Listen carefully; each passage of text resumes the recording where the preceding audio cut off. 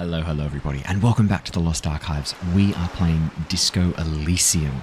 Now, last we left off, we'd been speaking to Joyce Messier, the Wild Pines rep, not the Union rep, the Wild Pines rep, who gave us a bit of a reality lowdown, which has given us access to two thoughts, Jamais Vu and the 15th Indo tribe. Now, I do really like these thoughts, the reason being that when we click on these little green bubbles, Jamais Vu will give us a little bit of extra experience, and the 15th Indo tribe will give us a little bit of extra money, which is really, really helpful.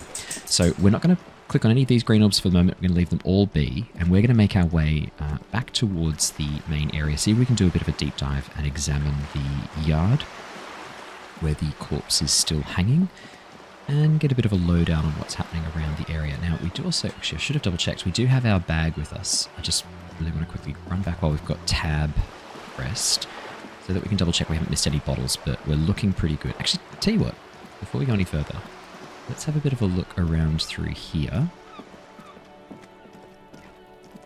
Click on that later. Aha. Good stuff. We'll just have a bit of a look around in this area here. Lots of green orbs. Someone up there to talk to, but at the moment we're just sort of trying to grab stuff that we need. Okay, cool. Let's make our way back to the yard. Is it going to let me go all the way around? If I go like that... Nah, fair enough. I'll run back around. We'll do a bit of an exploration of this area later. But for the moment, let's make Kim Kitsuragi proud and actually spend a bit of time examining the area where the corpse was found. Probably start doing some police work, hey?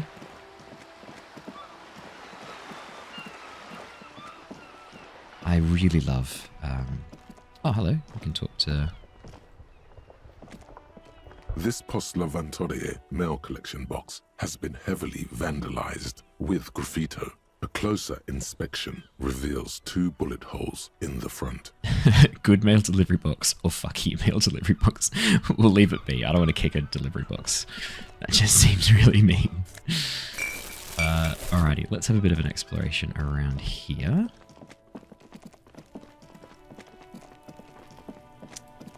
Now, let's have a look. This trash container is locked. The sliding lid has a padlock that says, "Whirling in rags." There's something in there, not necessarily connected to the case, but still. Why am I looking at you, trash container? You're just a trash container. The body is downwind from here. Maybe you prefer the smell of garbage to the smell of death.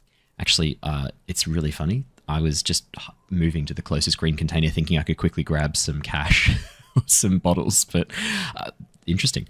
Lieutenant, what do you think could be in there? Trash, food waste from the cafeteria. They lock these containers to keep the derelicts from flocking in. Could be evidence too. Oh, seems like a reasonable assumption. Well, yes, I feel like there's something in there. What do you mean, feel? Just a hunch. Maybe someone threw something in there. Mm-hmm. How do we get the lock open? We could try using a pry bar. There's one in my motor carriage, or... Or, Lieutenant? Or we could ask for a key from the manager of the Whirling in Rags. He probably has one. Okay, that's a really good idea. Let's do that. I just want to... Oh, hello. Smells like spoiled meat and curdled dairy. A human being decomposes. Alright. Oh, hello. There are several footprints in the mud, left by work boots. Anywhere from 6 to 12 pairs have walked here. What kind of boots? Heavy workers' boots with reinforced toes and hobnails, all over the yard. Isn't this something an industrial worker would wear? Yes, it is. Lieutenant, workers' boots. Noted. Ooh, 42%. Alright, let's give it a go. What do you think you are? A super detective? You're hungover. These are just dents in the mud. No pattern emerges for the time being. Fair enough. Yikes. Took a morale damage from that. We'll have to come back and examine that later. Do we have any skill points to drop into... No. Drop into visual calculus? We do not. I mean, this child is throwing right in the dick, Kuno. Get him right in the dick. Oh, boy. Okay, I'm not going to talk to these kids right now. They're throwing rocks at the corpse. Let's have a bit of a look. And obviously, content warning, I'll put timestamps in if you don't want to look at this stuff. I totally understand. The corpse looks at you with bulging white eyes. The face around them does not look human. It's swollen and ready to burst. His lips are fish-like and his tongue like a ball gag in his mouth. You seem to be holding your breath. Look down. A cargo belt twists his neck at an unnatural angle. The body below appears stiff. It's letting out an ungodly rot. The smell seeps in even through your clenched nostrils. God, what is that? Why is it so bad? Active decay. It's okay to throw up, officer. No one is judging. The lieutenant raises a white piece of linen to his nose. He's about to blow! Cop's gonna blow, Kuno! Endurance 14. The only way we can get this is if we roll 2 6s. The smell is Oh, 2 potent. 5s. It pushes in from your mouth, more instant and more familiar than anything you'd expected. More fever than odor. It fills your mind, flushing you from within. Oh, I'm going to try to walk away. No. We've already failed. Oh, the sound. Oh, no. No, I don't like that. Oh. Too Whatever late. It's impossible to keep in. Your body curls and pushes it out, burst by burst. Whatever the opposite of ASMR is, that's that noise for me. That is... I hate it. It's distinctly uncomfortable. Until a pool of vomit lies under your feet, and your throat stings from the stomach acid. Oh, God. It's okay. Happens to everyone. Keep it. The lieutenant hands you his white handkerchief. Yeah, I'm going to thank him. I like him. Thanks. The hangover is clearly making this worse for you. You could use some ammonia to clear your head. You think ammonia would help? If you can handle the headache. Some officers use it to deal with cadaverine odor. But not you. I can't handle the headache. It's more likely he can handle the smell, unlike you. Okay, where do we get ammonia from? There is freight nearby, east of the hostel. They Tears. usually have a small apothecary. If they don't, He points to the greenhouse. there's a greenhouse here, and a gardener with a wheelbarrow on the corner of the whirling in rags. If she works here, she might have something for the smell. Acquiring ammonia will provide a modifier to the white check. Modifiers... Thank you. All right. Let's go get some ammonia, and we can also get the keys from Art. Whee. You see a set of tire tracks in the brown slush that covers the plaza mosaic. Why am I looking at this? Cop habit. You look at everything. This isn't case-related, you think. What kind of vehicle drove through here? Hard to say. Your vision is blurred and you're having difficulty concentrating thanks to your relentless hangover. Let's give it a go, see if we can reconstruct the movement. If not, just another reason to come put a point into visual calculus. No. Oh, These 2 tracks are not ones. interesting at all. Let the street sweeper just sweep them away. All right, fine. Yikes. 2 1s. That is, rough. I can't believe we got 2 5s for the visual calculus. And oh, no, that wasn't visual calculus. 2 5s for the not throwing up, and we still failed. That's rough. Can I help you? Your trash container out back, is that yours? Mine? No, it Oh. belongs to the Whirling in Rags. No shit, Gart. When I said yours, I meant the royal you. Thank you for clearing that up. Good, Yannick. Why do you keep the container locked? Why? To keep the hobos and drunks out. That's why. And the neighbours too. They put their trash there and they don't pay for the garbage company. It's a bit callous. I thought as much. And are you the only party with access to the trash container? Like, why would you... But, like, if you're throwing it out, you don't want it anyway. You're just giving it to the dump. Well, yes. Us and the garbage disposal company. Okay, so only 2 keys. The garbage disposal company aren't going to be putting stuff in the bin, so it means someone at the Whirling in Rags... If there's anything in there, it's from the Whirling in Rags. It seems a little callous. That's what I doesn't said. it? Something stirs in you. Yeah, I wonder what this feeling is. Prod at him, and find out. Doesn't it seem callous to you, guarding even your leftovers from the poor? Callous? What are you, Kras Mazov? I might Almost all establishments in Maybe that's my Revachol name. keep their trash locked. The whirling in rags is not special in that regard. I don't know my name. Krasmazov, nom de guerre, was an economist and a historical materialist. He was a leading figure on the Grad side of the Centennial Revolution, where he headed the 9-day government. Mazov is considered the father of scientific communism, Mazovian thought, or Mazovianism. Yum yum, tell me more. He killed himself. Oh, okay. Well, I'm no Krasmazov. No one was implying you were, officer. Where were we? I thought for a second, I was like, oh, maybe we could take that name. We need those keys. What do you need them for? It concerns the case. Please cooperate. What do you think we need them for? To get into the bin? Just bring them back once you're done, please. Goodbye. Nice. Oh, hang on. Yeah, I thought I saw something light up here a second ago. What is that? A cutlery basket. Nice. Oh, hello. Hang on. The soft purr of an electric juicer comes from the kitchen. Someone is working. Just zoom out again. It's good to have the zoom out so that you can kind of see. Oh, hello.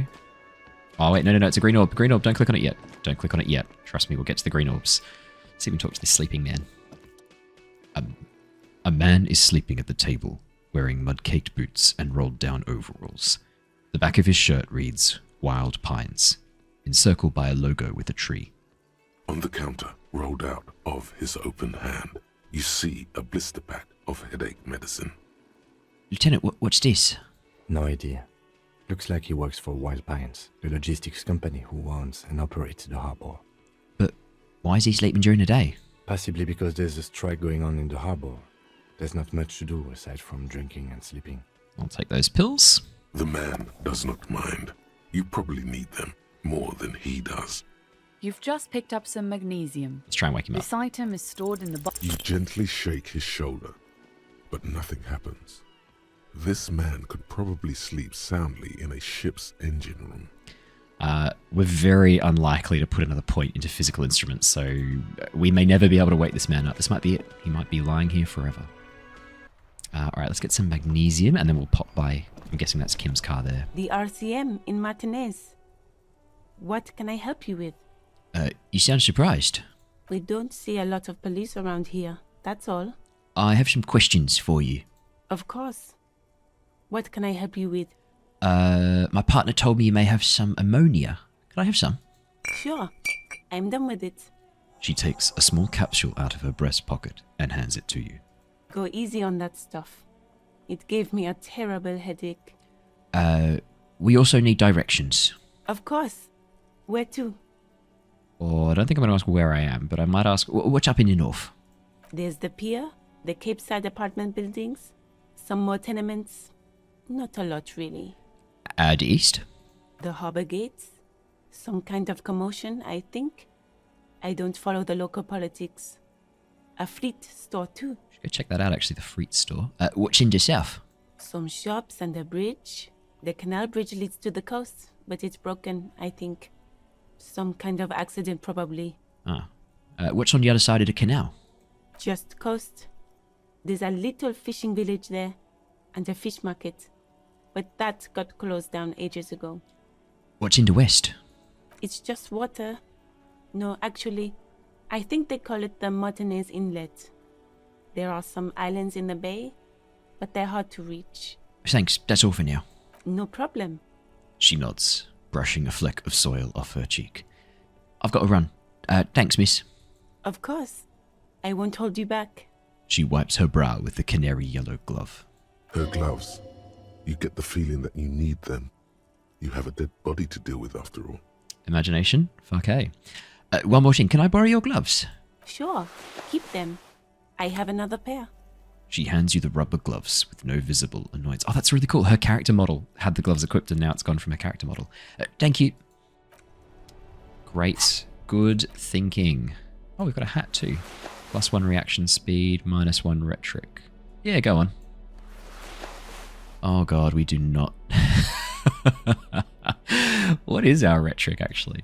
Do we use rhetoric very much? It's down to 2, so if we did use it very much, we're not going to be using it very much anymore. But I do think reaction speed's a good one to have a bit higher. Suggestion, esprit de corps. I'm trying to see if there's any others we want to focus on. It's a shame we're kind of locked in at that endurance now. Okay, let's quickly check the car, see what we can get from Kim's car. Before you stands a motor carriage. The bodywork is covered in blue and white livery, bearing the number 57. Vapor emanates from the large engine on the back of the vehicle. It hasn't had time to cool off yet. This must be the infernal machine, that toy from oblivion. Open the door. In the cabin, you are welcomed by a set of steering levers, a radio microphone on a hook, a pull-out toolbox under the seat, and the soft glow of the fuel preheater gauge. Oh, we had to report our badge missing, didn't we? Report your missing badge to the 41st Precinct as soon as possible. Okay, well, sorry, we didn't do that. We should do that. Before we do that, though, let's see if we can get the toolbox. A metallic drawer slides out from under the seat and clicks into place. The tools inside are neatly organized. Take what you need, officer.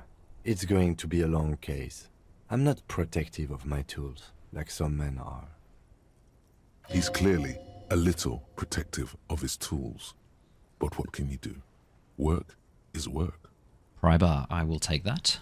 The pry bar feels nice and cold in your hand, heavier than you'd think. Useful for opening all sorts of doors and lids. I love the artwork for interfacing. It's really cool. To be honest, all the artwork's pretty incredible. I'll take the chain cutters. The handles are long and sleek. Snap, snap, go the cutters in your hand. You can do good work with these. Cut chains, locks, and ropes, especially belts. Oh, get the body down with our cutters. Flashlight, yes, please. It's robust, weatherproof, and well made. Police issue, blue. One of my favorite colors. Lets you see things in the dark you would otherwise miss. And we will push in the toolbox. The pull-out toolbox slides back into its nest. Preheater gauge casts a warm glow on the steering levers and the radio on its hook. I'll run my fingers over one of the steering levers, sure.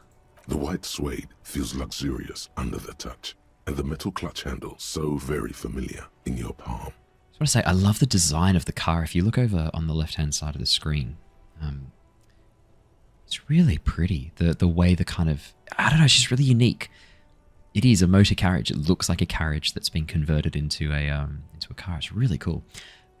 Tap on the fuel preheater gauge. As you tap on the gauge, the indicator pin jerks as if startled. It's in the large orange sector, indicating the engine is warm. Next to the gauge is a red switch labeled heat. There's no use pressing the heat button. It won't start without the ignition key. Fair. Translation. We're not going anywhere right now. Fair. Alternative translation. Don't even think you can drive my MC. Fair. Kim, what are we looking at? What is this machine? This is the Caprice Kinema, my motor carriage.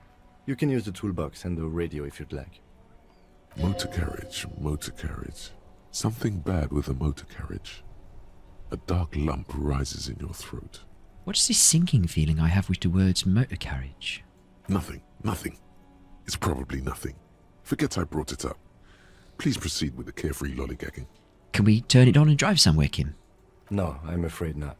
We have a murder case on our hands, remember? This must be what woke me up when you arrived in Martinaise, the infernal noise. Yes, sorry about that. The Caprice Kinema does have a rather distinctive engine sound. He says it with very badly concealed pride. Do all policemen in the RCM have such cool motor carriages? The Caprice motorcar does provide most of our patrol vehicles, yes. But this is different. This is a sports model. Ah, I might be wrong, but this one's a sports model, right? You're right. I didn't take you for a motorcar enthusiast. Do you also like tip-top, detective? A vainglorious smile spreads over his face as he pats his machine. Sorry, what is Tip Top? An interstellary racing series. Huh. You should definitely give it a go if you like motor carriages. It has fantastic competition. Nice. I actually wouldn't mind checking that out. Look around the cabin again. Can you imagine it's like the Formula One, but with the motor carriages?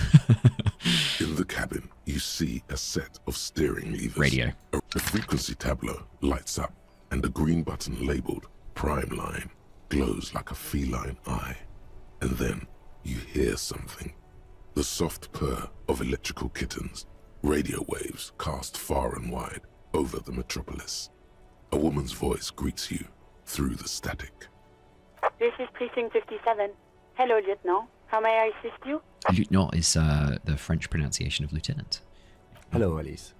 Please assist our colleague from the 41st precinct here. I'm putting him on. Operating the radio is easy. Just be confident. You've probably done it 1,000 times. Do come in dispatch, come in dispatch, come in Delta 10, this is Firewalker, copy. I'll do... Hi, Alice, this is the officer from the 41st Precinct speaking. Nice to meet you. I could do come in dispatch. Come in dispatch, come in dispatch. Yeah, go on. This is Officer Alice Demetri, Precinct 57. How may I assist you? You could swear she was friendlier with the lieutenants. Under the green Prime Line, a yellow saved button catches your eye. You wonder what the lieutenant's default radio station is. I do wonder that. I'm going to press the button labeled save. As always, it's DJ Mesh and Felicio, and you're listening to Street Freaks FM, bringing you the hottest, the nastiest, the most vulgar. Sorry, DJ Mesh and Fellatio, but it did sound like he's pronounced it fellatio. Right away, the lieutenant reaches into the cabin and turns off the radio. He's not looking at you as he says, It wasn't mine. Someone must have been messing with the radio, or maybe picked up a random frequency. You wanted the Prime Line, right? We're on to you, Kim. You just said you love racing. he's still avoiding your gaze, and his ears glow red. Speed Freaks FM, huh? Oh, is that what it was called? He's trying hard to act surprised. Go for it. Turn the radio back on while it's still on the Speed Freaks FM. Pick up the radio again. Souped up motor carriage for one bad mama's boy. For the heavier foot and the freakier. God damn it.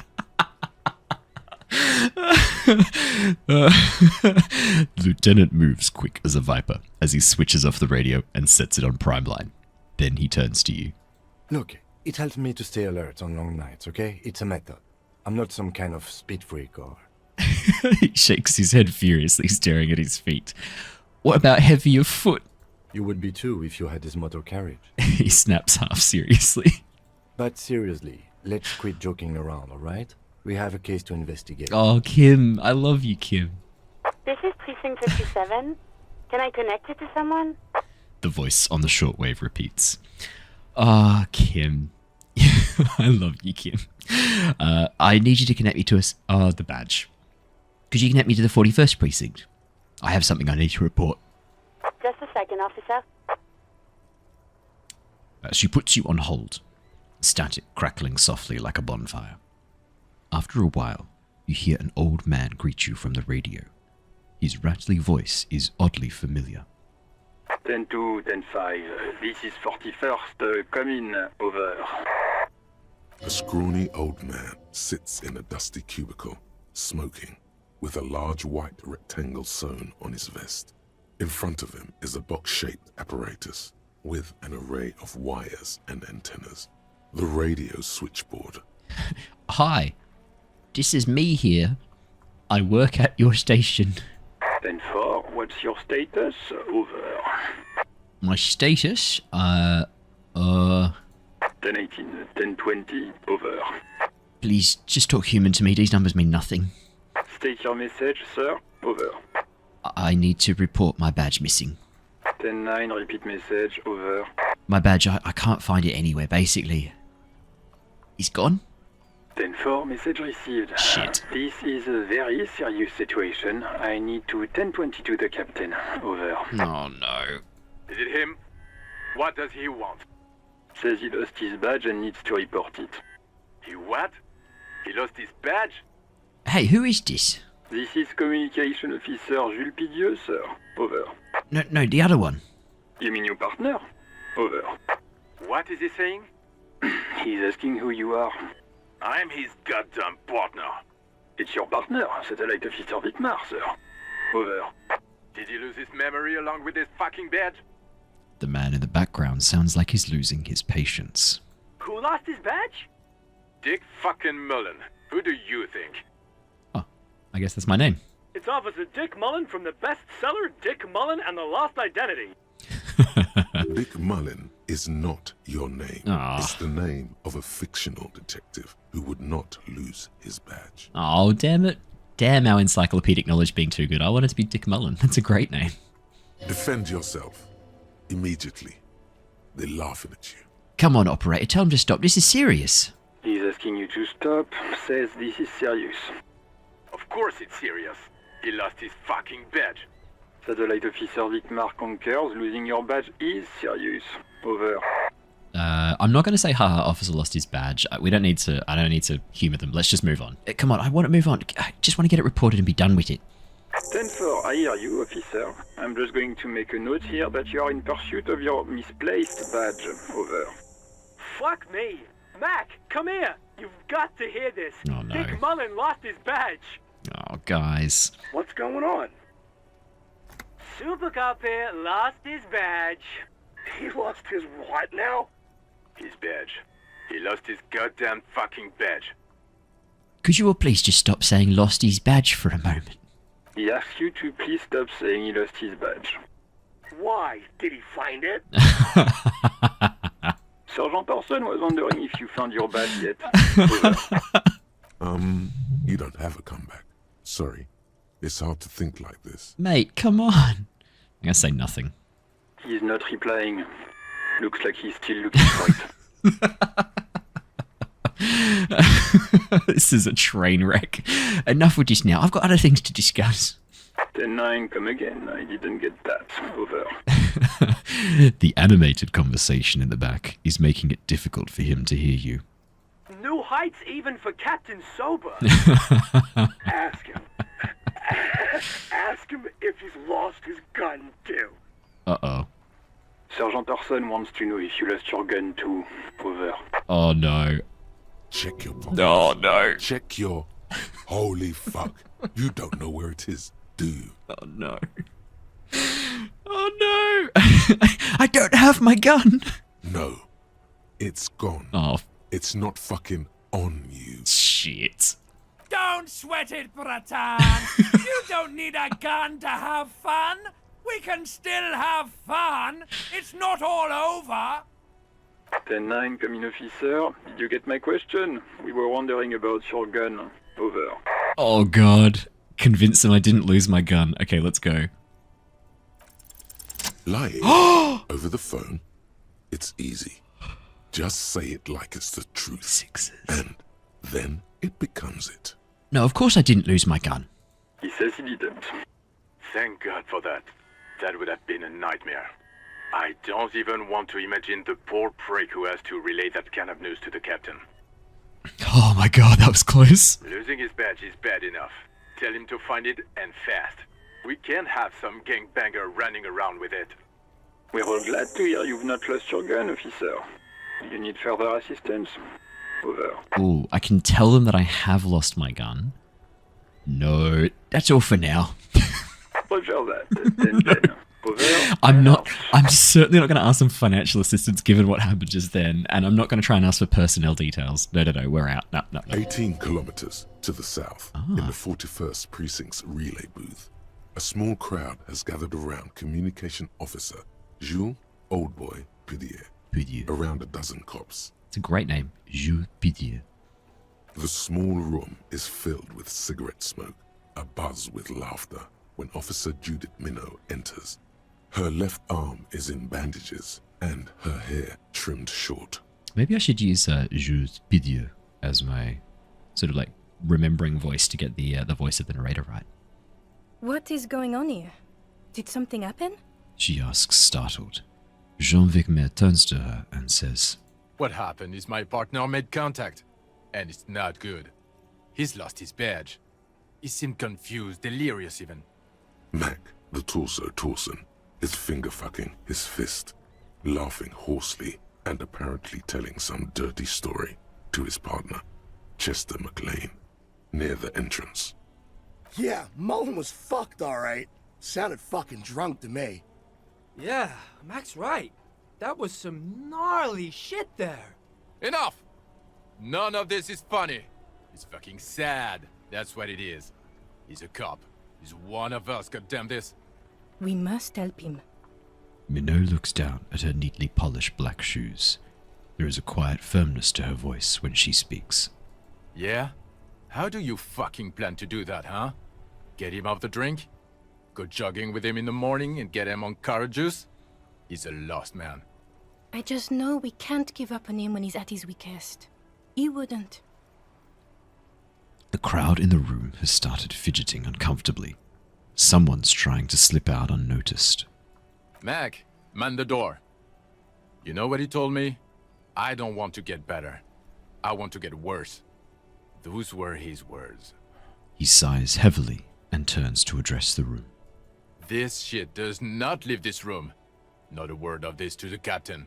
Or anyone else. We'll give him a couple of days to pull his shit together. I guess I can hold off the report for a few days. Good. Okay, everybody. Nothing but a prank call here. We all got our laughs. Now get back to work. So actually, maybe I should have been a bit more honest. Sounds like Jean has my back. A bit.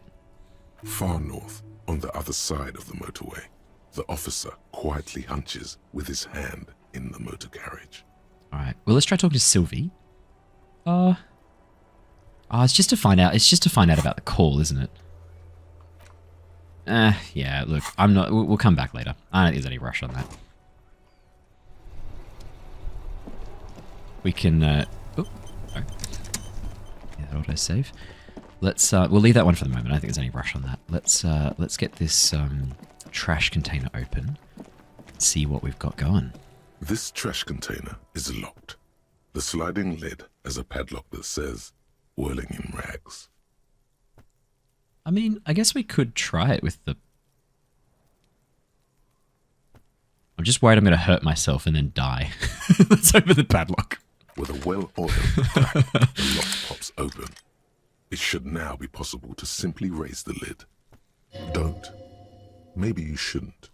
Didn't I just have a premonition that there's something in there? There is, but you won't like it. Sweat forms on your brow. Your hand is still on the lid. I'm going to open it.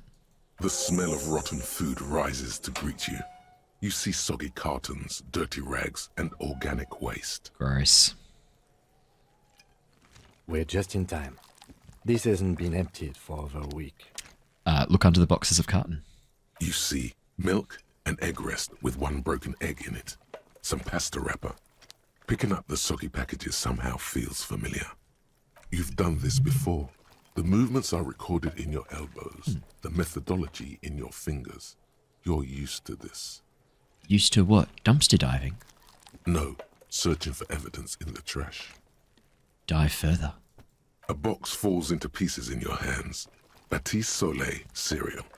There are plastic pasta packages below, and turbo noodles. Nothing of note, however. And turbo noodles. Let's pick up the rags. Among the threadbare kitchen towels, something catches your eye. A pair of denim trousers. Grab them. Wouldn't mind some new pants. As the legs of the slime-covered jeans begin to unspool from the garbage, maybe not a then. rank corpse smell fills the air. Ah! The victim's clothes? Cadaverine odor is faint. If these belong to the deceased, they were removed when he was still in the early stages of decay. Drop them in here, officer. The lieutenant produces a black plastic bag marked evidence from his pocket. Yeah, absolutely. Guitar marked blue jeans. Pockets empty or emptied. He wore them with a belt, too. A white belt. The loops appear stretched, but... The belt that is currently hanging the corpse looks like a wide belt. Although it's way too long, isn't it? The belt is missing. That's it. Do you see anything else in there? I have another bag here. Something slimy catches your eye. Reach for it. A drab, long-sleeved shirt, olive-colored, appears from the food waste, dripping with pus. This is a military type overgarment. No label or serial number. This is the kind of rib-knit shirt that's worn over light armor to conceal it in an urban scenario. Anything more? I thought this guy was a security guard. Worn over armor, military. The rest of the rags are just kitchen variety waste. A yellow old mug that catches your eye. But other than that... Thrown out towel and mug, that's all, Kim. All right. We should go to Gart again and ask if he knows who put the clothes in the trash. It could be as simple as someone from the hostel cleaning the yard. Or that one. I'd advise against confronting that force. He nods toward the red-headed boy behind him. Oh, okay, so Kim doesn't think we should talk to the kids. You think someone from the whirling might have been involved, maybe? Not really. All we know is the victim's clothes are in the trash, the lid was locked, and his establishment had the key. It's just a small loose thread. Yeah, we need to ask those kids who put him here. The fuck's he on about, kids? You hear that, Kuno? He thinks you're an infant or something. See? Okay, fair. I don't think we're not going to get anything from these kids. Okay. The lieutenant nods, then looks back into the trash container. I'll take the mug. You pick out a broken mug with an oddly racist depiction of the yellow man frolicking in saffron. An antique? Only in its social sensibility. Well, I guess I'm taking the racist mug. Mm-hmm. Oh no. The lieutenant briefly glances at the mug, then returns his sight to the trash. You've acquired an interactable Such the item. food waste. It's just organic waste, cold and slimy on your hands. Apple and potato peels, mostly. Unidentified sludge, and the occasional chicken bone thrown in for good measure. But hey, nothing. It's nothing. Nothing more to see here. What's this? Inland Empire does not want us to look here. Why? Oh, do I trust Inland Empire? Nah. What? A blue piece of plastic sticks out from the apple peels. It's shiny. Looks like the corner of something. Yeah, pick it out. Something larger. A clipboard. Huh. A blue plastic clipboard with moist papers hanging from it. They look badly damaged, but you can still make out forms and notes, written in a man's handwriting. Officer, is that your paperwork? I don't know what this is. It is. Look. The plastic has the RCM street grid on it. You've even got an autopsy form in there. A miserable-looking slip of paper sticks to the board. Secret task complete. Find your paperwork. If you don't mind me asking, how did this get in the trash? I mean, we've got cramping my style. It has a foreboding quality. Maybe I needed to lose it for the great bloodletting. I think I didn't want to be a cop anymore. Someone from the whirling threw it in the trash. I don't know. I'm boring. Actually, that's a good point. What happens if we click the boring option? Boring. Try dangerous. Ah. You should do a thorough inventory of that. Be sure some has not fallen into the hands of the RCM's enemies, organized crime or worse. Official notes sometimes contain informants' names, even undercover operatives. Okay, I'll do that. Sorry, Kim. It would also not hurt to start taking notes on the case. Now, tell me what your eagle eyes see. Or are we finished? Some items, such as the container sounds a muffled gong. That was a good gong. That was a damn fine gong. That's one thing off the list. I think we got it all. Nice. Okay, so we've got the ammonia. Let's give it another go. There he still is, looking right through you with his white eyes. The body below is entirely dedicated to that corpse smell. Emitting it is all it does now. Oh man, 8%? Nah, we're not passing this. I think we still need 2 6s or maybe a 5 and a 6. Yeah, so 2 6s or a 5 and a 6. Fingers crossed, let's go. The ammonia only makes it worse. The combination forces tears out of your ducts. You manage to keep it in once. The second time, not so much. When the vomiting is done, your cheeks are wet with tears. Oh no! How we can't even get close to it.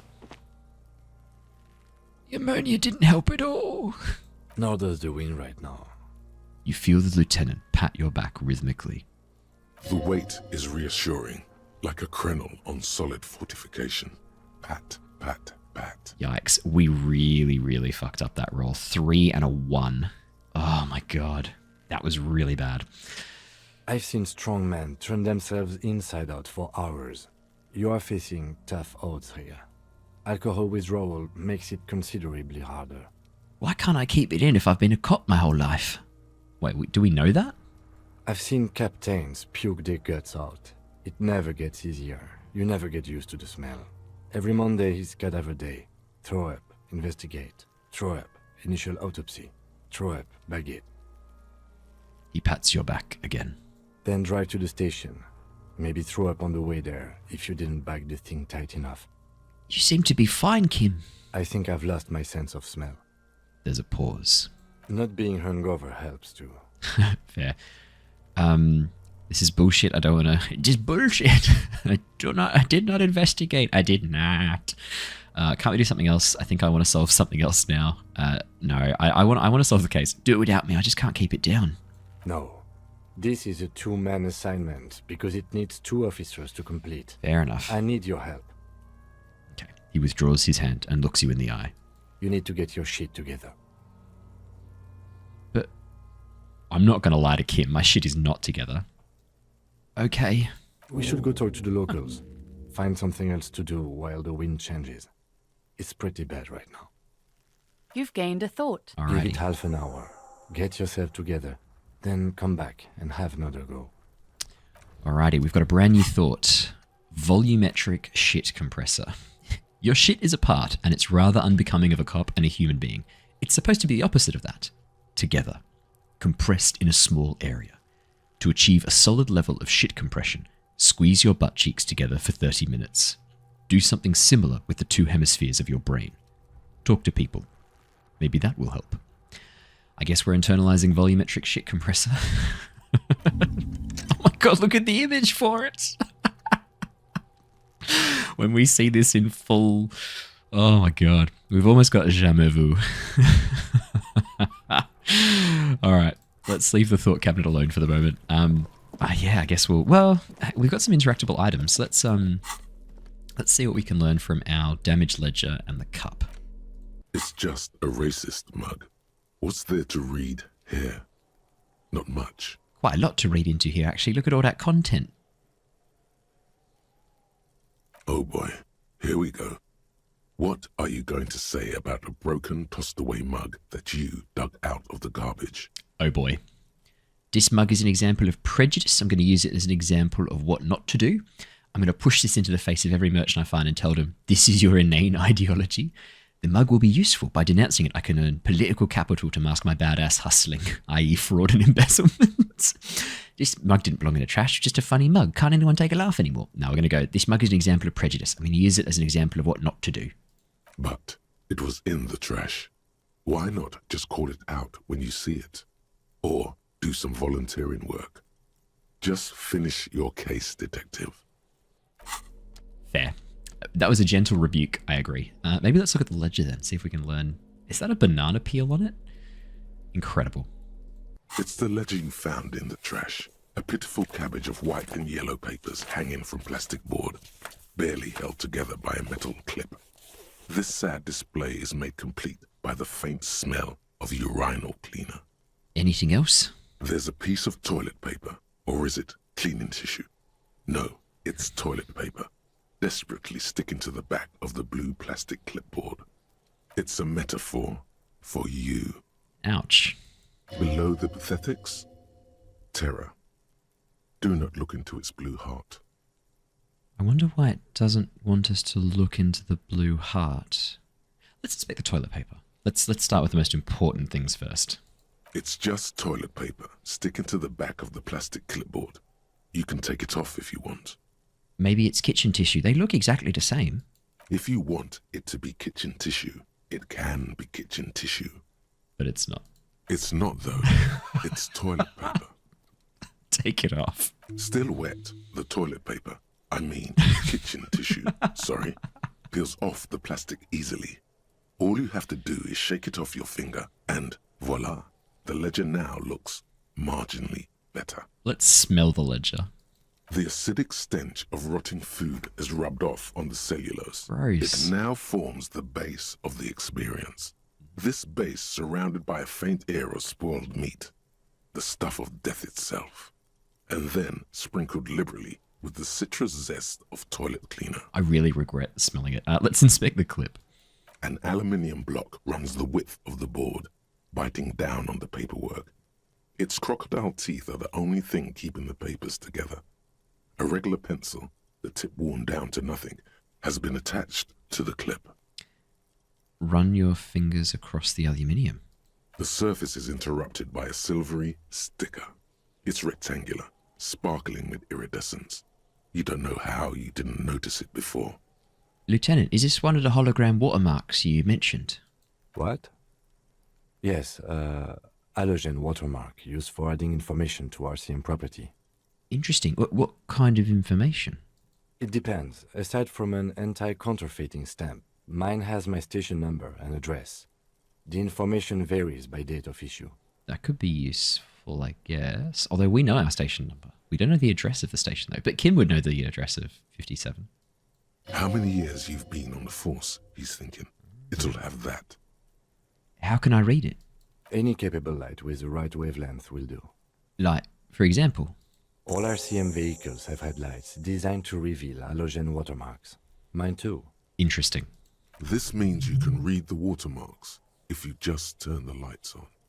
That's all, thank you. Okay. That's really good. While a bunch of sodden papers sag from the clipboard in your hand, it's a sorry sight. Let's look at the clipboard. I guess we could browse the pages, but let's look at the clipboard. It's made of dark blue plastic, hard enough to beat someone to submission with. The edges are rounded, however. The U4 size board feels thick and heavy in your hand. Light shimmers on its wet surface. On the back, you see the embossed letters, RCM. Dark blue plastic. Don't look in the blue heart. What'd you say the colour was? Blue. The blue heart. Don't look into it. Yeah, Inland Empire warned us about the blue heart. Shake the ledger. Something rattles inside, ever so lightly. Is there a hidden compartment? Can I peek inside? The plastic shimmers like lapis lazuli, but it is not see-through. You cannot see to its center. How would I open it? With your hands. U4-sized pages hang from the clip, screwed to the top of the board. Interfacing 10. Oh, we've got a -1 because of Lonesome Long Way Home. Let's give it a go. Interfacing's one of those ones that we might level up later anyway, so yeah, let's give it a shot. The two sides of the board appear slightly misaligned, like a drawer that's come off its slides. 2 5s. If you bend the plastic on your knee slowly, the slides snap back into place. It should be possible to just, Slide the drawer open? Without resistance or sound, the two panels move against each other. The compartment is now open. What's inside? 2 ticket stubs and a handmade postcard. What is option 3? Pick up the ticket stubs. Oh, okay, something going on here. Yeah, pick up the ticket stubs. 2 octopuses are smiling, reaching their tentacles toward each other in the colored pencil drawings. The tickets permit access to the zoo in Revachol East. The aquarium costs extra. These let you go there, too. I'm not going to pick option 3. That's interesting, though. I'm going to pick up the card. Thin wax paper has been glued to a piece of cardboard. Sounds like leaves rustling when you pick it up. You see violet flowers, floral patterns, patches of glue. I'm going to smell it first. It smells of chewing gum, apricot flavored. A touch of cinnamon, the end of summer. You think the label says tutti frutti. Open it. Familiar handwriting lines the inside of the card. Looped, round letters in a woman's hand. A young woman in her 20s. There is care, effort, and a smile, you think. Although that is not something you can read from someone's handwriting. Harry, it begins. You're already reading. I wanted to write you a letter so you can read it when you wake up. Maybe it will make you happy. Throw it away, please. But it will make me happy. A merciful wind blows in from the Bay of Revachol, dusting the ground at your feet and raising newspapers far away. You feel the card slipping into it. Volition wants me to throw it away. Oh, I'm going to trust Volition. Volition wants me to throw it away. Throw the card in the wind. Just like that, the wind picks it from your fingers. Cold, they let go. The wax paper rustles, a whisper light and low. Then a sudden gust raises the postcard to the drizzle-grey sky above, away from you. The wind carries the keepsake away from you, to the southwest. The pale violet dot disappears. So we lost the item ledger, and now we have the ledger of oblivion. What was in there? No, you should not have thought back at it. Now some of it is on your mind again. Oh no, what? Okay. Caustic Echo. Good on you to have thrown that slip to the wind and walked away, saying, "Not today, Dark One. I don't need your keepsakes. I'm not curious. Let the past disintegrate. Let its ink wash off into the Bay of Martinaise. You're through with it. There is no terrifying splash of stomach acid to fill you with dread, no caustic lack of air. You haven't lost anything incredibly precious, too precious to name. You got shit on a stick. All you need to do is keep that shit balanced on the stick. Everything will be fine." Oh, +1 Volition's pretty good though. Let's look at the ledger again. Damn it.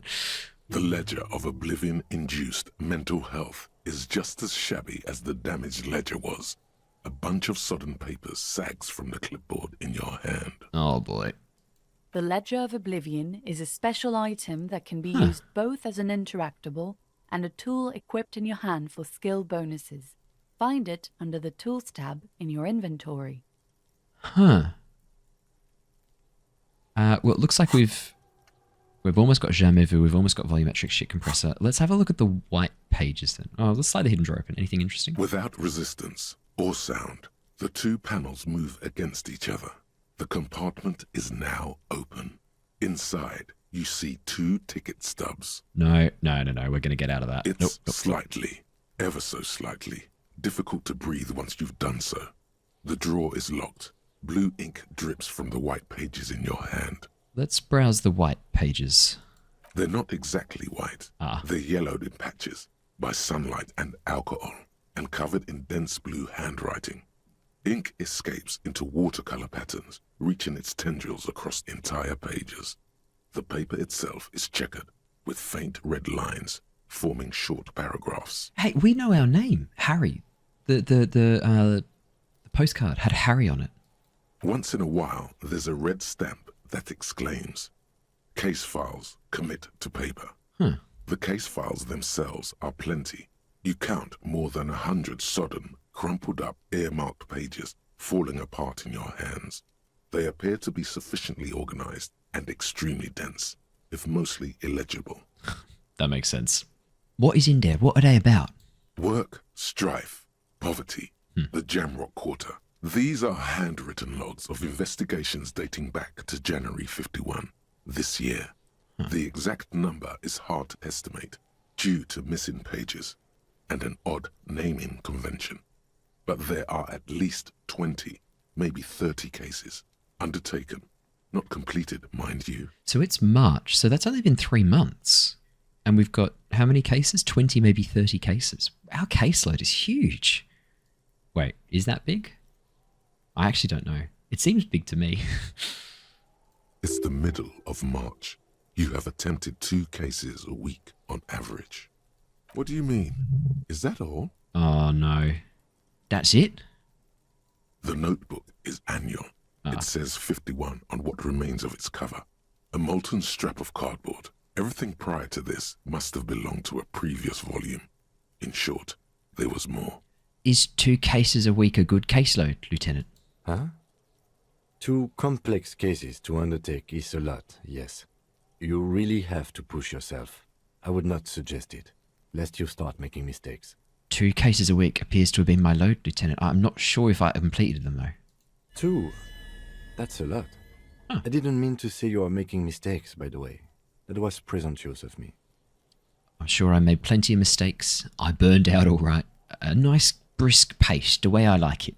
I prefer a normal caseload. It's a matter of method.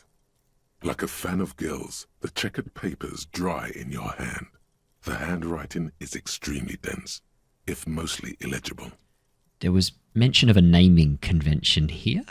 Yes, it appears you employ a, shall we say, robust yet literary system. Each investigation has its case number written on the margins.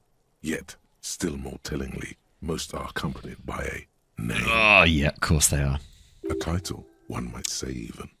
One that draws inspiration from Snoop fiction and Vespertine cop show staples. Oh, no, they're written in capital letters, too. Yes, all caps. One is called The Next World Mural. Another, The Square Bullet Hole Murders. Another yet, The Unsolvable Case. The Unsolvable Case. Others appear more light-hearted. The guys on a couch in an unexpected location, and the murder at the hookah parlor. Even the rare article-free collapsing tenement. Murder features prominently throughout. I'm going to counter. Is it more light-hearted to have one called The Murder at the Hookah Parlor or Collapsing Tenement? They don't seem more light-hearted for me. The Guys on a Couch in an Unexpected Location. Great. Awesome title. Really rolls off the tongue. It's going to take an effort to piece these case files together, but it can be done. Once you're done inspecting them up close. How are we doing with volumetric shit compressor? 7 minutes. Okay, sweet. And we have got Jamais Vu. We'll have to check that out later. Kim, my cases appear to employ some kind of naming convention. You mean the alphanumeric? Officer, precinct, time of arrival at the scene? No, I mean a more non-numeric one, like with titles. Oh, you mean the titular? Yes, well, so do I. In our defense, almost everyone in the RCM does. Good on you, Kim. Why is that? It's a holdover from the early days of the RCM, right after the revolution, when the organization had little idea how to do things. It persists in an unofficial capacity. Officers use these titles to refer to their work among themselves. I appear to have named a case the Square Bullet Hole Murders. Again, in your defense, I seem to have named one The Man with the Hole in His Head. That was a real person. His death was real. Still, I named it that, to amuse myself. I pray his loved ones never find out. What happened to him? Rail spiked through the head. He died. It was a workplace accident. Count the pages. I have to open an official case. Is there room? There is, for precisely one more. 15 pages near the end remain untouched by the damage. The checkered grid forms a structure of passages, breaking the case into subtasks to accomplish. Oh, commit to paper using the pen Lena gave you. Yeah. The tasks you've completed flow out of the kind green ape pen in a brash freehand similar to the rest of the letters. The wording comes easily. It's almost robotically simple, a language developed for mental rigor and simplicity. Inspect the victim's body. Interview the cafeteria manager. It's not exactly poetry, but poetry would be out of place. Cross out the ones I've already finished. A satisfying slash sounds across the paper. You're done, it seems to say. And you, and you. Things to be done and things already done. The composition of reality. This is an extremely useful tool for a detective of the citizens' militia. Now all that remains is to name the case. Oh, Lieutenant, have you by any chance named our case? No, actually. Any ideas? The Hanged Man, the Furies are at home in the mirror, the setting sun, shit on a stick. Oh, look, given the previous, it's got to be the Hanged Man. Hanged Man. Great. That's great. That's actually what I was thinking too. The Hanged Man. Good, strong name. We have a very good name for the case now. It's so sad how happy it makes me when Kim says great. I'm going to start calling it the Hanged Man. It's good we sorted this out. Oh, it makes me so happy when Kim's happy with me. Oh, looks like we've got volumetric shit compressor done too, thank God. I'm done inspecting these. Close the case files, nice. You don't exactly close them, so much as distance yourself from the smelly papers. They're a little further from your nose now. All right, let's put the ledger away for now. We can go back to the body. Yep. Oh. Jamais vu. Derealization. It's a cool image. Jamais vu. The opposite of déjà vu. Not already seen, but never seen. Everything that should be familiar appears strange and new, like some half-forgotten day in your childhood. Only now. That's the feeling you've been having. And for who knows how long. You should go and ask Joyce Messier about this. What world are we in? This is a fundamental question. Yeah, I'll definitely do that. Oh, what's the bonuses we get, sorry? Yep, 1 XP for every orb clicked. Oh, every orb clicked? I thought it was just green ones. Oh my God. Volumetric shit compressor. Look at the image for this. What is this image? Bizarre scientific news from Revachol West today, where a police officer's shit has been observed at a pressure of around 495 gigadecimals. These metallic hydrogen levels of shit togetherness were thought to exist only at the center of collapsing stars, not law officials. It remains to be seen how long the shit singularity lasts. All endurance white checks unlocked. Learning cap for endurance and raid. Ah, raised to 4. Hang on, that means we can... Oh, we can get ourselves some more health. Outstanding. Okay, that's actually worked out really nicely for us. Why is our volition...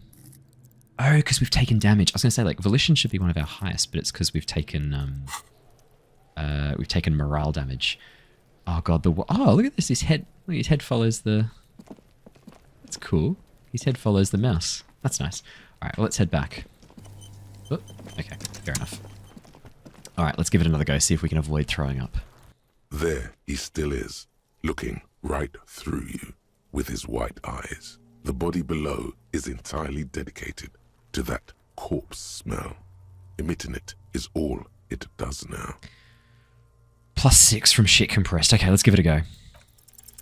As you breathe in, the odor comes over you. It's the smell of the mind telling you to run, and your stomach to wring itself empty. With your hands at your sides and your eyes squinting, you stand in it. Do they always do that? They do after 7 days, yes. We are deep in decomposition here. You can hear Kim's voice struggling. Step closer. The man before you is naked, but for a pair of underpants and enamel boots. His skin is greenish, marbled with decaying veins, and blotched by lividity. A fading web of tattoos covers his chest and shoulders.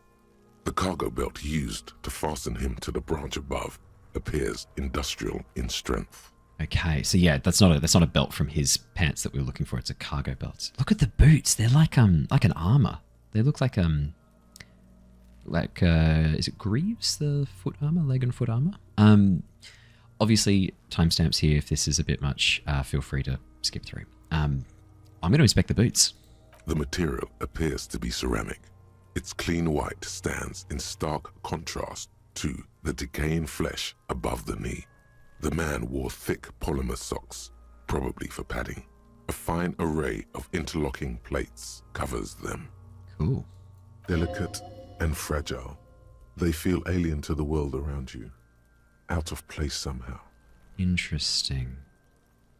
These are clearly not boots. They're armor. Possibly part of a larger set. These aren't boots, are they? They're armor. Indeed. Technically speaking, these are sabatons, not boots. Sabatons. What kind of armor is this exactly? Ceramic plate. Zirconium dioxide, most likely. This is where the make would be. Where? Under the heel. Fair weather. Fair weather model T500 VE. I'm guessing that's vitreous enamel. This is advanced stuff. What happened to the rest of it? The locals probably scavenged it. It would be odd if he had more on after 7 days. We should keep a lookout for these species. The armor could yield information.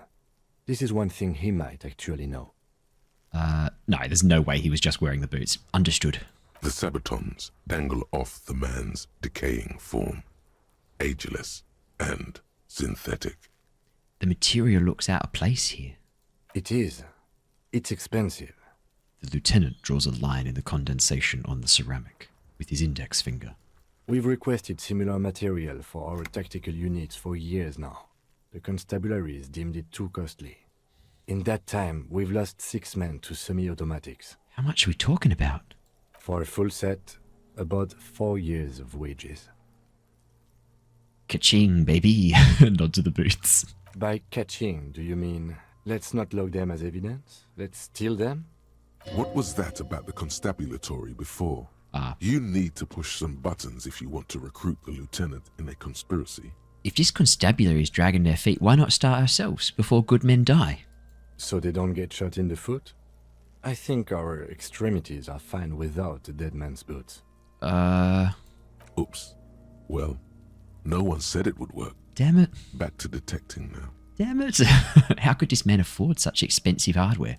That's for us to find out. My initial report on the area suggests he was a security guard for the Harbor Company. But that's just hearsay. Initial report? Just something I scraped together from my station. An area report on Martinaise. I'm sure you did the same. He's not actually sure of that. He's just being tactful. These look pretty advanced for a security guard. I agree. This equipment is way beyond what a guard can afford. And we found a military shirt in the dumpster. Alright. Knock on the boot. A small bell-like sound fills the air, like tapping on the side of a porcelain cup. Sounds fragile. It's anything but. This material is a kinetic redistributor. It spreads kinetic energy horizontally, from plate to plate, dissipating it entirely. See? Faint, organic lines cover the plates where they separate into smaller ones. These plates then divide into smaller plates until there are hundreds of them altogether. Okay, that's pretty cool. Like whirls of floorboards. The design looks organic, influenced by highly resistant wood materials, like lignum vitae and ebony perhaps. What does this remind me of? If trees were made of porcelain, this is what their cross-sections would look like. Cool. Run your finger over the lines. The smooth, glossy surface fractures into ever more intricate interconnections, peaking on the right sabaton, where you notice. The whirls are in the shape of a letter and number combination, E50, 100, 1000. Looks like there's a serial number on the right sabaton. Oh, this is going to be so good. We're going to find out who these belong to. We're going to find out who this guy is by identifying the serial number. Good. Can you read it to me? He tips the drying ball point of his pen on his tongue. E50, 100, 1000. We have a make and a number. That's something. We can use the radio in my kinema when we're done. Either station can chase it for us. Actually, we needed to talk to Sylvie. Yeah, perfect. Actually, yeah, that's good. Although, if we need to kill some more time for the 15th Indo tribe, we can do that. Oh, Caustic Echo. We did want to learn that. We do have a skill point. I guess we could unlock... I'm going to spend because we've got 10 experience left before we level up again. Let's internalize Caustic Echo and get +1 volition. Because that means more morale. Yeah, look at that. Let's try and get the boot. I want the boot. I want the boots. This feels dangerous. Are you sure? Yeah, I'm going to grab the boot. The stench fills your nostrils. I forgot about that. As you push downward, an ominous creaking sound comes from above. Oh, shit. I think I might have fucked up. Stop! The lieutenant's voice is sharp. He looks at you with the boot under your arm. Pig's gonna pull his head off. Brutal! Lieutenant, you seem distressed. Why? You're about to pull his head off. Do it, homo! I'm not going to pull his head off, right? Yes, that's what I said. You'll compromise the coroner's case if you do. So please, don't. But, I mean, it'd get him down out of the tree. Okay, fair enough. What are you trying to achieve anyway? Why are you hanging on to that boot? These boots would go super well with my bell-bottom pants. This is advanced enemy technology. We could conduct research into their weaknesses. Are we not detectives? There may be clues inside the boots. I thought I could pawn them. It's the constabulary thing I said before with the dead guys. I want to protect them. This is advanced enemy technology, Kim. We should conduct research into their weaknesses. This is not the enemy. This is the deceased, Oh. the victim, in a murder investigation. Shit, that's a really good point. But I don't want to admit it. Bit of safe than sorry. That doesn't mean anything, detective. Besides, The lieutenant taps on the boot. there's no way you're getting them off. All the organic matter in his body has been flowing down into the boots. They are fused to his feet now. Why do you think the locals haven't scavenged them yet? Shit, that's another good point. You're sure there's a way to peel them off, but first the body needs to be down. And second, it would probably be better if the lieutenant wasn't around. Steal a dead man's boots? But that would be dishonorable. Refuse. For honor. No, I'm going to accept the chance to get these boots once the body's down. Accept. The anticipation makes you crack your fingers.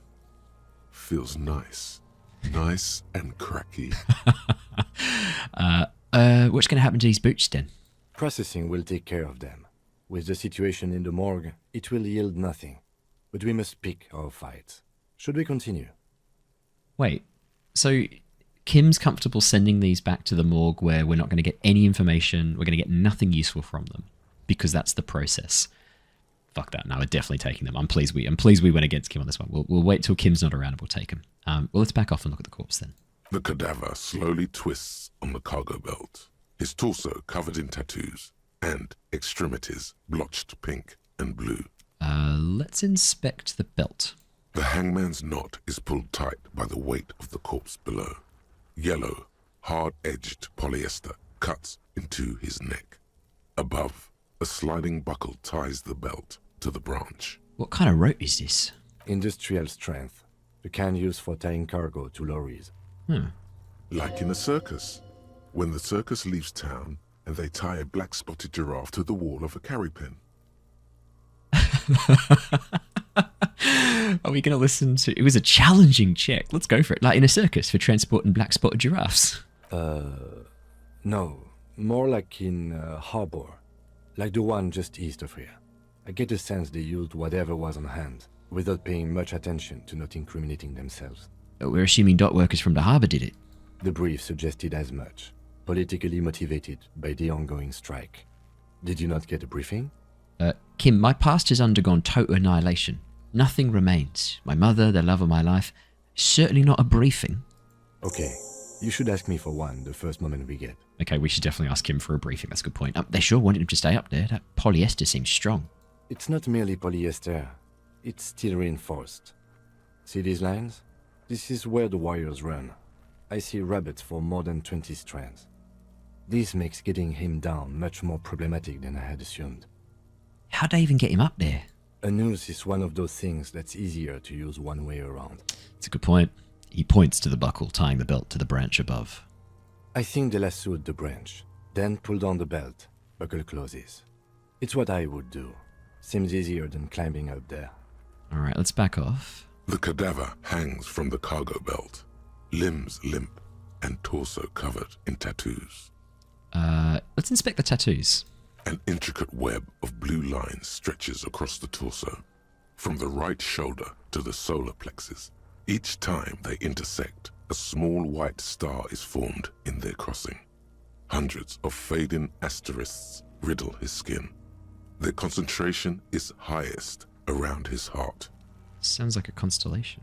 His corpse is marked by stars. What will mine be marked by? Alcohol and heartbreak.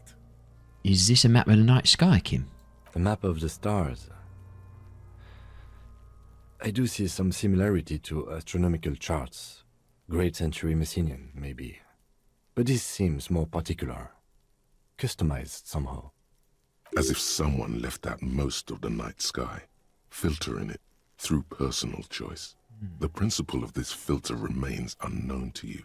The thought dissipates, and you feel as though you were only half right. Dang, maybe if our conceptualization was higher, we might have got a bit deeper.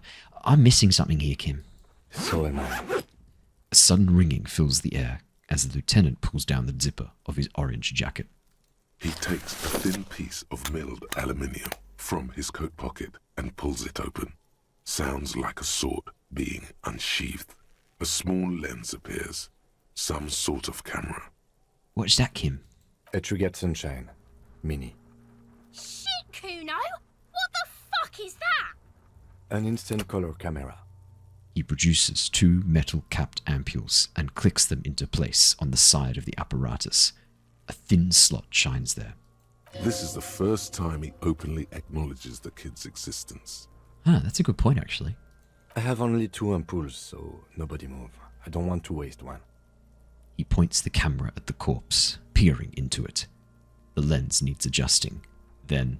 a sound, a shrill flash, followed by the breaking of a small ampoule of glass.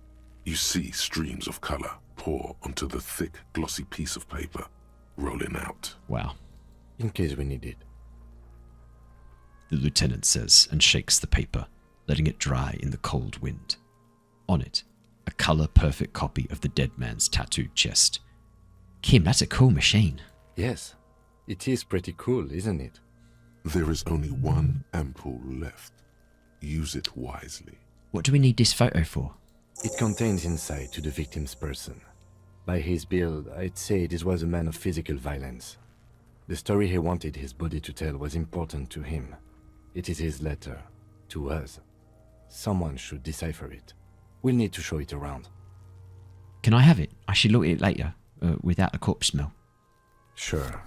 Just don't lose it. He hands you the piece of rolled up photo paper. It's no larger than a pack of cigarettes. The glossy-eyed corpse looks by, his mouth mute and his skin as colorful as the chemical rainbow on the photo paper, teeming with opportunistic organisms. I'm gonna look him in the eye. His eyes are milky white and blind to the world, protruding comically from their sockets. There is no one home, just subaquatic terrors there. Wow. Dark brown hair grows on his head. His face is ready to explode from the organic processes inside. The death's head grin has passed. What remains is an unrecognizable mess. Gross. Underneath the curdled meat there is an expression, not carried on his features, but below, inside, an expression of pleasure. This man was experiencing joy at the moment of his death. This man enjoyed the moment of death. Why do you think so? It's an intuition. Okay. The lieutenant marks something in his notebook. Tell me, who are you, dead man? I'm gone. Where have you gone?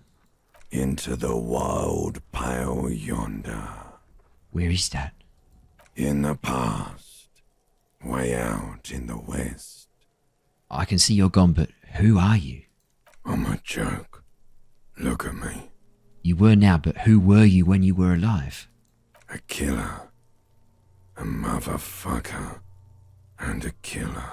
I have another question for you. Go ahead, Cobbo. What is happening? What do you mean? I'm talking to you. It's the power of your...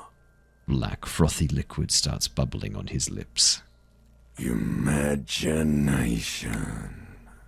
Yeah, man! Don't be crazy! Inanimate objects and dead people can't really talk to you.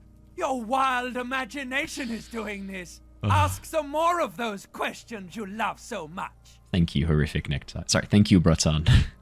He loves those. Why do I love questions so much? Because you're a copperoonie. Look at all of them go.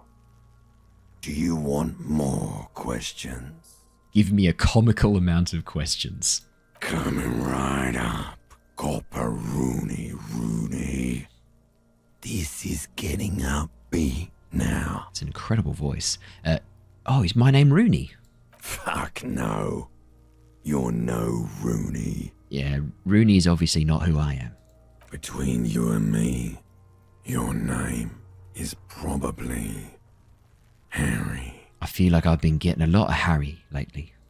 You might be onto something there. Why do I feel like I've forgotten something terrible? Because you have. Who killed you? Love did me in, Brother Copo. It was love all along. Can you ask me a question? Sure, Lobo. I can ask you a question. Why are you doing this? What? Looking at my face, motionless, looking into my eyes, standing here.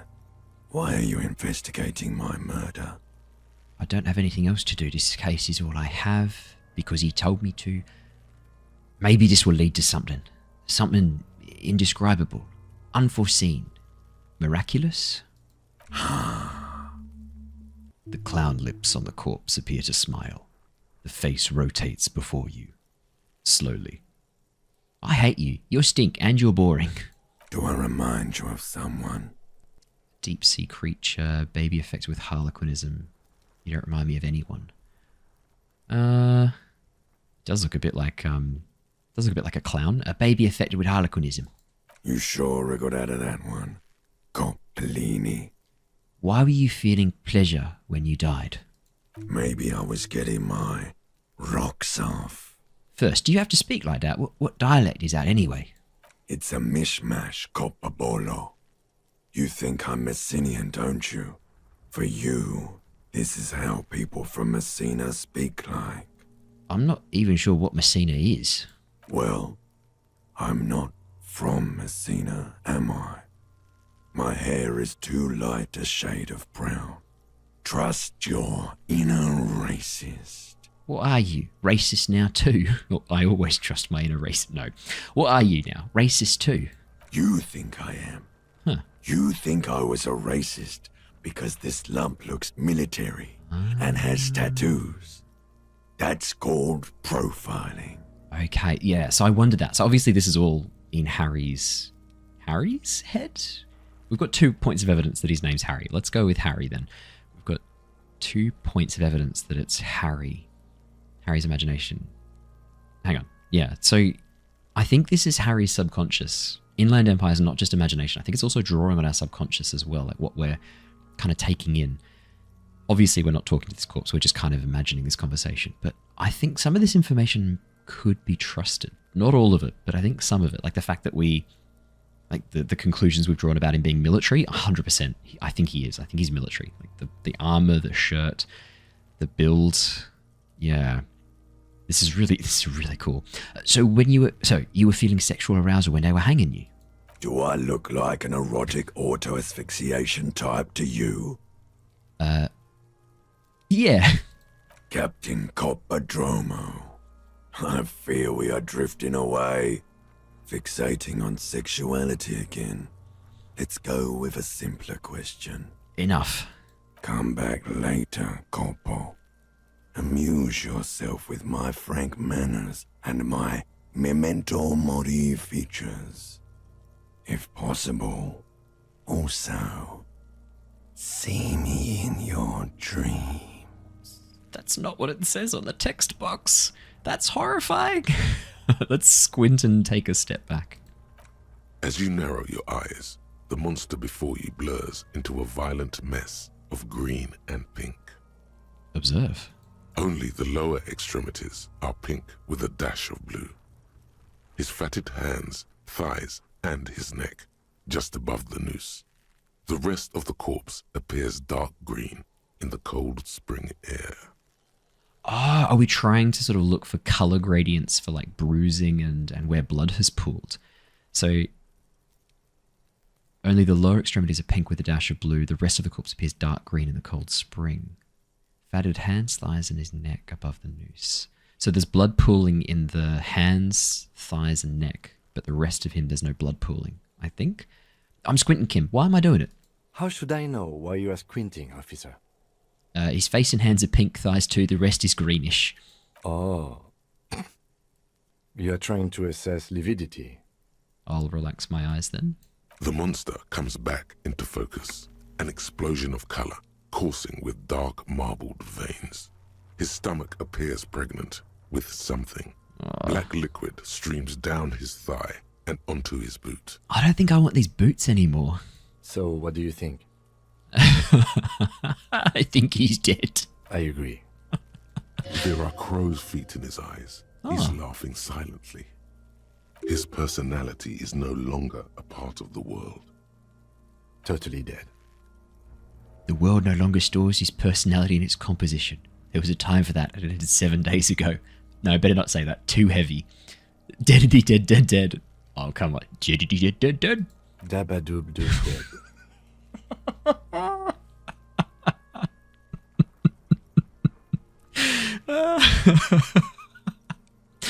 Not one muscle on his face moves. I don't know what to think. What do you think? I think he was upright immediately after death. Blood has gathered in his hands and feet, and his neck. Yeah, that's fair. The noose acted like a tourniquet, keeping the blood in his head. The hypostasis here is in tune with the hanging. That's what I think. Could it still be he was moved after death? There's always a chance. We should check for ligament marks on his neck to see if they're in tune with the belt. We'll have to get him down first. Something's coming out of him. A pool of blood and feces has Ew. eaten into the frozen mud below the man's feet. Purge liquid is dripping into it, drop by drop. The victim appears to have contained no more than half a kilogram of digestion at the time of death. So, in between meals then, so not straight after meals. So probably, what, like 2 or 3 hours after he'd last eaten? So it could be like after midday, before dinner, or late at night, most likely.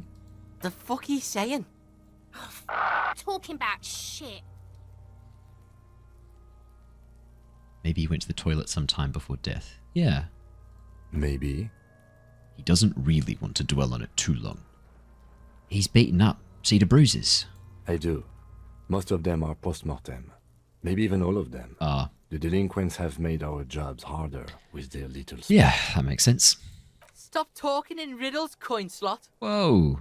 I don't think you can use that term, Kuno. Holy shit. He means you fucked him up good, Kuno. Fucked him up brutal-like. Back off and catch your breath. But there is no breath to catch.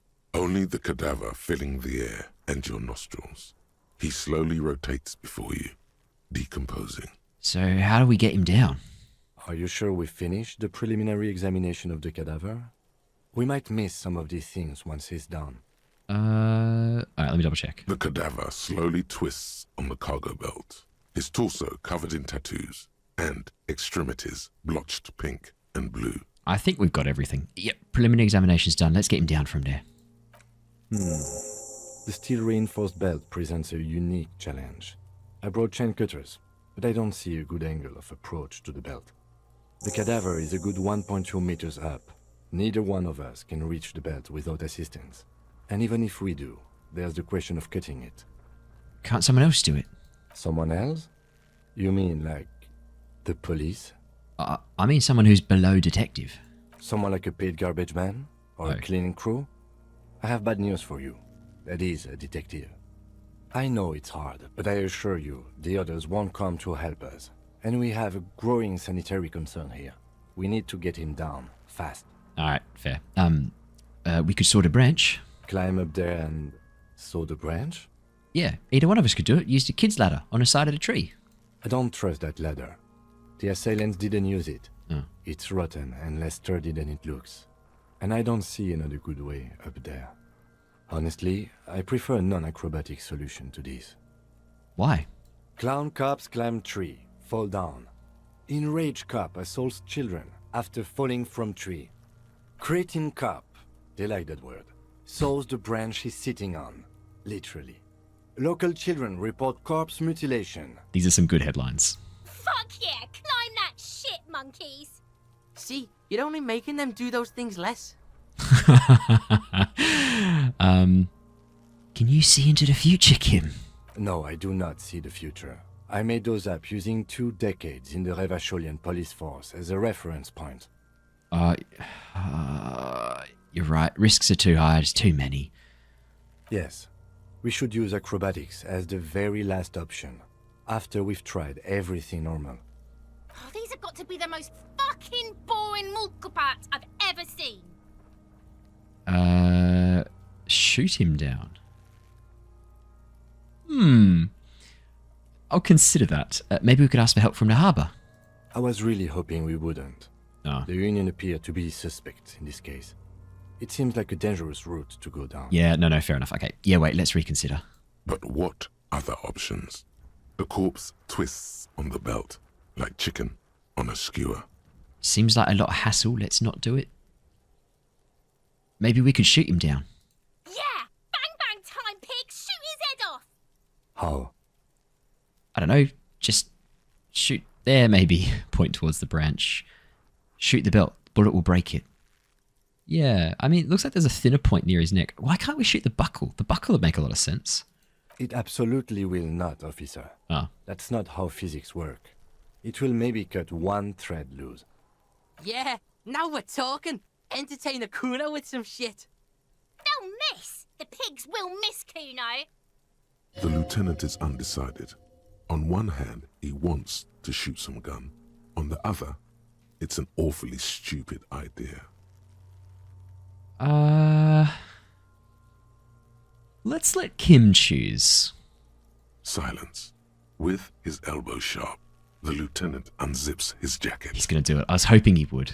Because, like, Kim seems like he's really, like, by the book, very straight edge, but he's put up with a lot of our random shit, and we've also started to learn a few funny things about him. Yeah, okay, cool.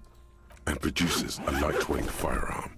He drops a paper cartridge in the barrel, separates the scouring stick, and gives the cartridge 5 tucks, securing it in place. He then steps back and assumes the fellow's desk position, taking aim. The corner of his eye twitches. His finger is on the trigger. I don't want to distract him. I'm going to say nothing. He's gonna fucking miss! Damn it, Kuno S. The kid's voice is drowned in a shrill blast that echoes off the walls of the surrounding tenements. A cloud of smoke slowly parts in the air as the lieutenant steps back and says to himself, He missed. Damn it. God damn it. Yeah. He feels bad about it. About his eyes mostly. Just having bad eyesight. Probably from a young age. Whatever you do, do not console him. Actually, looking at his portrait, he looks like he's quite long-sighted. You can see because the eye is sort of minified. I'll show you when it comes up on the screen next. Fucking idiot! Mookabat asshole! Damn it. Kuno could have hit it easy, but then Kuno's not fucking handicapped, is he? We were told not to console him. What now? I have to say, it's beginning to look unlikely we can get him down without assistance. Seems like a lot of hassle. Let's not do it again. Can I have the gun? I should try. Let's get a briefing and come back and have a think through these. I think we should talk to...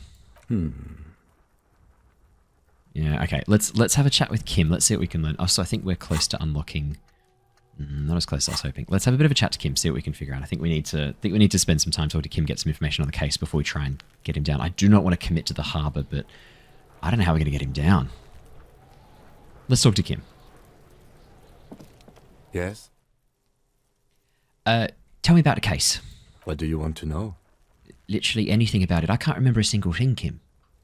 Ah, yes. The case brief you missed. Now I remember. Brief. Yes, that sounds good.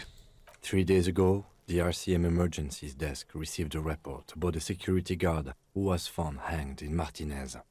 An anonymous caller said there was a dead body behind the Whirling in Rags hostel cafeteria. The cadaver had been there for 4 days. No one had come to investigate.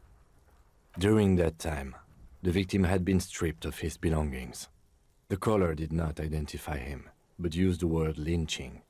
There is an ongoing labor dispute between the local dock workers and the logistics company Wild Pines. I was told we should approach the death as part of this dispute. Wait, does the briefing say who the victim was? A security guard or worker of some sort hired by Wild Pines. This was just hearsay from Martinez, of course. We need to find out the truth. It's not a security guard. Why didn't we know anything about the caller? They didn't identify themselves in any way. The tone was muffled using a device of some sort. The desk could identify neither the caller's age nor sex. But why hide themselves? There's a strong prejudice against involving the RCM in what's seen as union matters. Yeah. The dock workers' union is the de facto police in Martinaise. Now it appears they've started executing too. We cannot allow that. Hold on, and the RCM is... That's us. The Ravachol Citizens Militia. We did know that, sorry. We're the police in this city. Yep, of course, I understand it. I understand everything now. Just to be clear, We are police officers. It's our job to find the killer. That's the case. Uncover and arrest the killer. Would you say this is a mysterious case, Kim? No, it's not a particularly mysterious case. Why not? The deceased is a security guard for a corporation involved in a labor dispute. It doesn't take a DeLorean polymath to put the pieces together. I just don't see the case getting more mysterious than that. I was thinking something otherworldly might be involved. You know, something supernatural. I can assure nothing like that will happen. Do you know why not? Because it's impossible, I know that, but still... Good, yes. Because it's not part of reality. So desperately mundane. You need to funk this case up. I do. There's something the lieutenant isn't seeing. The universe is too irrational, too morally complex. You should convince him. I will convince him. If we're from different precincts, Kim, why are we on the same case? I'm afraid you and I are pawns in a pissing competition. His disdain is clear. This man would not use such an expression otherwise. What do you mean? You don't know? I assumed you were in on it. You know what I'm in on? Retrograde amnesia. Better still than an imbecilic cop-off. Cop-off? It's just stupidity. What kind of stupidity? The cop kind. Our precincts can't decide if Martinaise is part of Jamrock or the industrial harbor. Yours or mine, as if we somehow own parts of the city. Typical street gang mentality. So we've let the Union make a mockery of law enforcement here. And now it's come to its natural conclusion. So this is a struggle over who runs Martinaise? Well, sort of. It's less a matter of who gets to police Martinaise than who has to. It's an orphan district, in other words. I think the dispatch desk just told both our stations about the hanging. There was quite the brouhaha at the 57th, I can tell you that. Time to settle it, they said. Cop off. But I assure you, I am not their finest or toughest with 102 cases solved. What I am is least interested in a pissing competition. I think he is their finest and toughest with 102 cases solved, as well as being least interested in a pissing competition. So he volunteered to represent the 57th, but not out of competitiveness. On the contrary. So you volunteered to spoil it? Yes. I'm an unrepentant spoil sport. And that's why he's so specific about working with us, working together on the case. What's so special about Martinaise? Martinaise? Nothing. It's just a puddle at the end of some drain pipe. Wow. No one cares about this place. They care about sports. Most of our colleagues don't even know how to get here. North of the interchange doesn't exist. I wonder what he says about me, that I was sent by my station. He raises an eyebrow, thinking it best to let you make the next move. I was sent to teach you a lesson in style. I am the finest, a case-solving machine sent to outperform you in every way imaginable. I must be an augury, an apocalyptic omen sent by my people. Don't be scared, but I think I might have supernatural abilities. I probably have an unbelievable kill count. I'm going to leave why I was sent unspecified. I'm going to go with that for the moment, because I reckon we'll be able to come back and pick one that's a bit more appropriate later on. The silence carries. All right, enough of the competition, and tell me something else. Yes, it's a wholly pointless matter. Forget I ever mentioned it. Secret task complete. He's actually glad it's addressed now. Huh. Why did the 41st send me? Convince Kim there's a sexy, dark mystery twist. All right, let's see. Why did they send us? Because you're the best qualified. No, that doesn't seem right. No, that makes sense. I'm exceedingly qualified. If you're so well qualified, why can't you remember why you were sent? Anyway, don't keep the lieutenant waiting. Let's convince Kim there's a sexy dark mystery then. Only banal things strike you.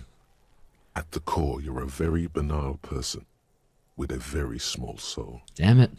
One you should be ashamed of. It's no wonder the soft one doesn't want it back.